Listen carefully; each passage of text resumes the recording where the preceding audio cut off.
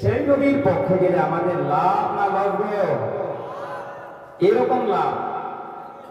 হ্যাঁ, নবীর পক্ষে গেলে বহুত বড় লাভ হয় কিনা হয়? যেরকম হযরত উমর, হযরত আবু বকর।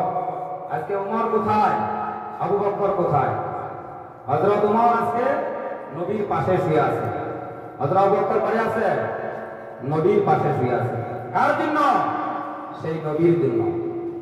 হযরত উমর আজকে সেই নবীর পাশে শুয়ে আছে। হযরত উমর রাদিয়াল্লাহু তাআলা আনহু ইন্তেকালের 10 বছর বাদ স্বপ্নে যুগে এক সাহাবীকে দেখাইলেন। সাহাবী জিজ্ঞাসা করলেন, ও বন্ধু আমার, তোমার 10 বছরের খাবার কি?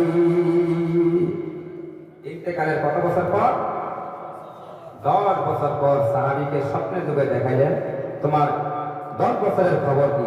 ওমর কবর থেকে বললেন, ও সাহাবী, এখন পর্যন্ত আমি 10 বছর আমার রাজত্ব করেছিলাম, 10 বছর গভর্নমেন্ট ছিলাম, 10 বছর আমি শাসন করেছিলাম।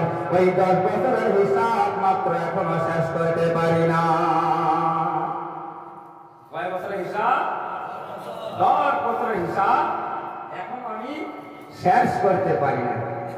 যে ওমরের ইন্তেকালের 10 বছর, যে উনি 10 বছর ধরে রাজত্ব করেছিলেন, 10 বছরের শাসক ছিলেন, ওই 10 বছরের হিসাবও এখন পর্যন্ত শেষ করতে পারে না।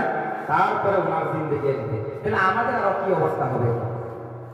যে ওমর এত সুন্দর একটা বাদশা ছিলেন, যে ওমর ওনার রাজত্ব, ওনার জাগার কোন লোক না খাইলে যে উমর খাইতো না, সেই উমর পর্যন্ত 10 বছর হিসেব দিতে গেছে।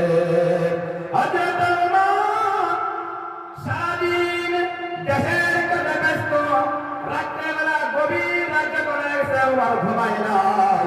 উমর আসলাম গোলামকে নিয়ে ওই সারা পৃথিবী শহর ঘুরতেছে, কে না খায় আছে ঘুরতেছে, কে না খায় আছে আমার দেশের মধ্যে, কে না খায় আছে, কার বাড়িতে যেন রান্না চলে না, কার চুলায় যেন আগুন চলে না। উমর সারা রাত ডিউটি করতেছে, সারা রাত ডিউটি করতেছে।